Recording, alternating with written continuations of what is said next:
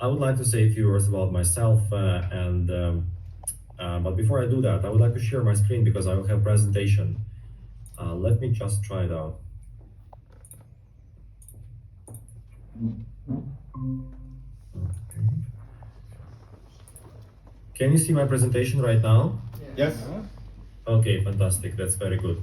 So let me first say a few words about myself. Um, I'm a Rotarian from Rotary Club Live International, and my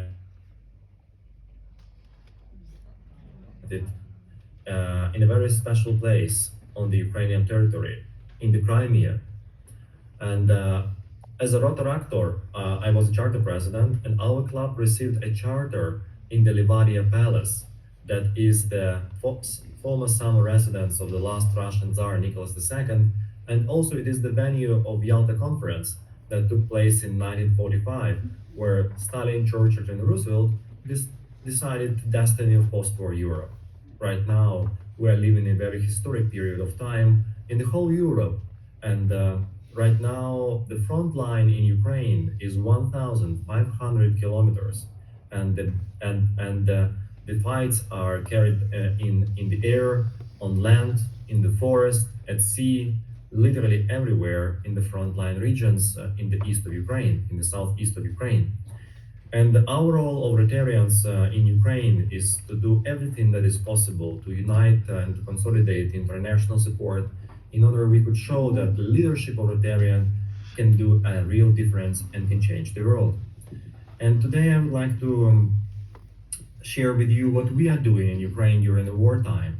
And when I say we are the team of 58 members of Rotary Club Blue International, and we are truly international, having members from 10 different countries, US, Germany, and Denmark, France, and many other countries, Turkey, by the way. So we are working closely with our international partners, and Norway plays an extremely important role in humanitarian support of Ukraine. We have our average age of members is 48 years old. I'm a past president. I had a chance to be a president during the pandemic, so it was a very good experience. But I'm really happy to say that we are working as a strong team together inside the club as well as with the district to organize different humanitarian projects and activities. And I'm saying about trucks of humanitarian aid from Germany, from other West European countries. We accommodate special vehicles for fire service and emergency services, collecting first aid kits, fundraising, a lot of different activities. And in order to operate in an efficient way, we try to coordinate all our activities with local authorities, including Ministry of Healthcare of Ukraine, city councils, local municipalities, because in this way we can get the most updated information about the current needs. In this way, we can ensure that the humanitarian aid that we receive in Ukraine, it is delivered to the recipient, to the people who really need that. And also, for example, as for generators, this official cooperation with the local authorities, it means that the generators will have fuel to work properly in the frontline regions.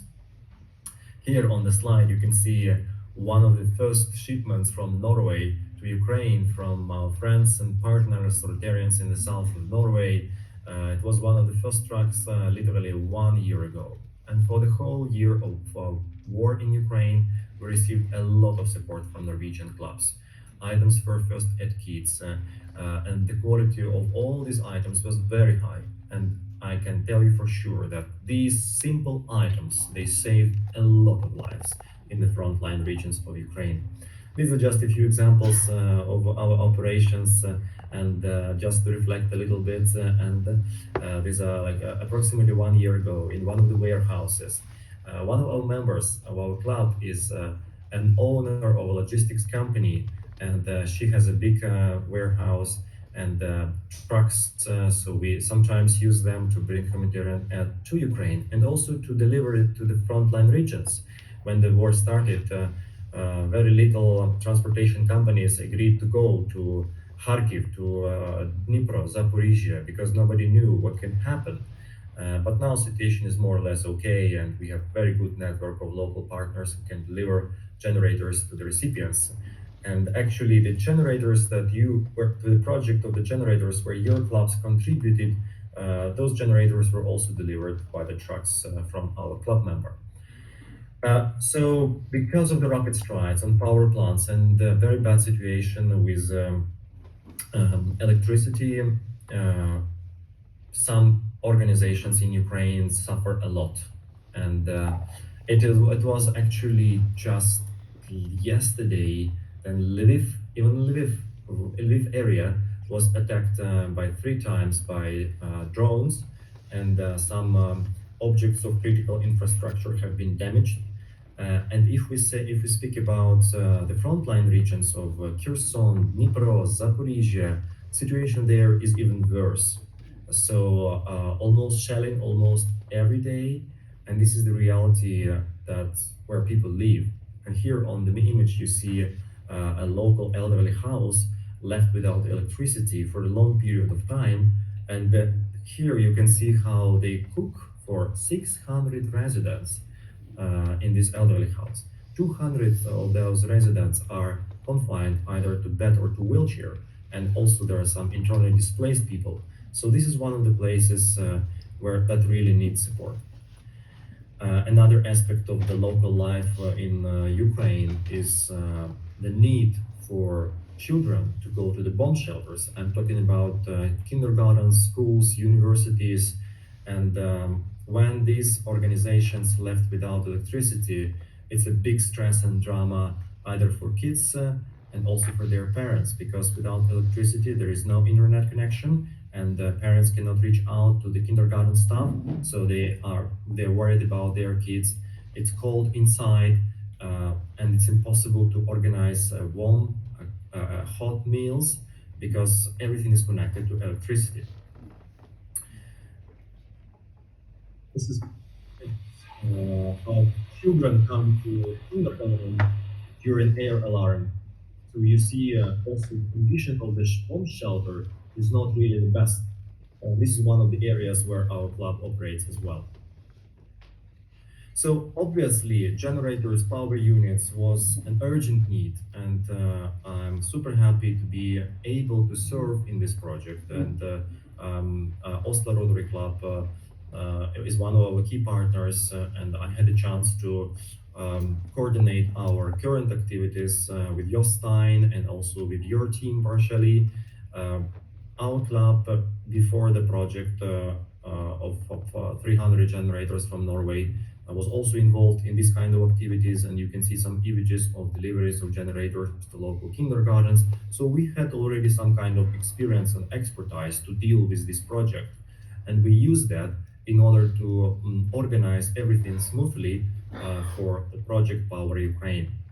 On this image, you can see a working on the left-hand side. You can see how children in a regular school learn more about their new life watching the generators working during a blackout. And on the right-hand side, you can see them guided by a teacher to the bomb shelter. So this is exactly the purpose of the generator, to ensure that people going to the bomb shelter and having other difficulties have enough electricity, at least for basic needs, for light, for some heater, to make some coffee or tea while they stay underground. And it was amazing experience, I must tell you that, because that was I understood that we were working with a strong team, some partners of Oslo Rotary Club and this project. They checked generators, they ensured that the quality is top level. The generators have been produced in Turkey, and the name of this organization is Ukraine Norway Emergency Aid, and another transportation organization. So together we had a lot of meetings, a lot of planning, as a result of which we have received official letters from the local recipients in the frontline in 10 frontline cities, including Kharkiv, Zaporizhia, Dnipro, Mykolaiv, Kryvyi Rih.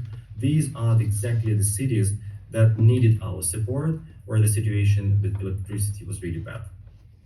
As a result of that work, we put together a spreadsheet, a distribution plan, and it was approved.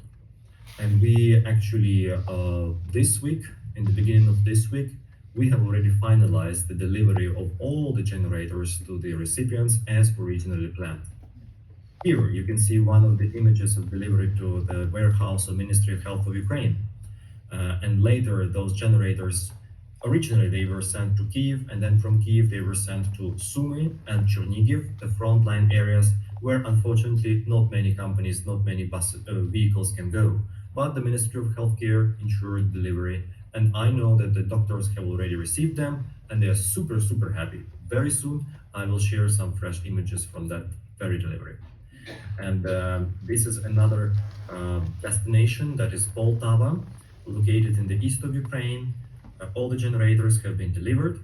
And in order to make a proper plan, we used three channels.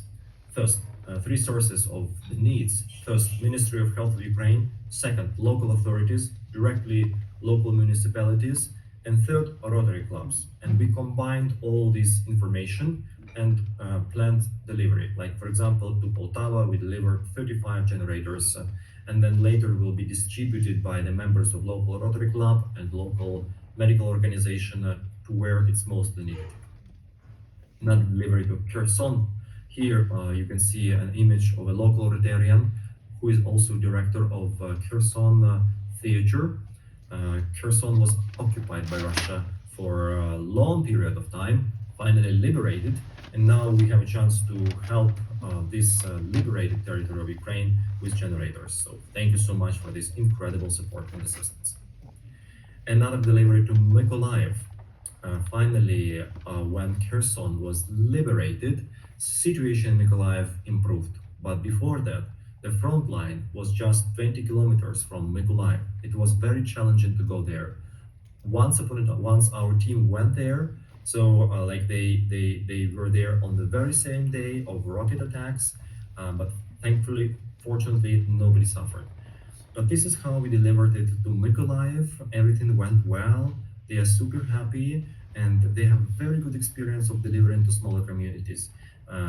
Mykolaiv accommodated a lot of these internally displaced people from Kherson, Donetsk, Lugansk, and the generators will be delivered to small medical organizations, kindergartens, or families who have kids coming from the occupied territories, so they can have up to 5, 6, or 8 kids living in the families. And this is where we try to support them with power units as well.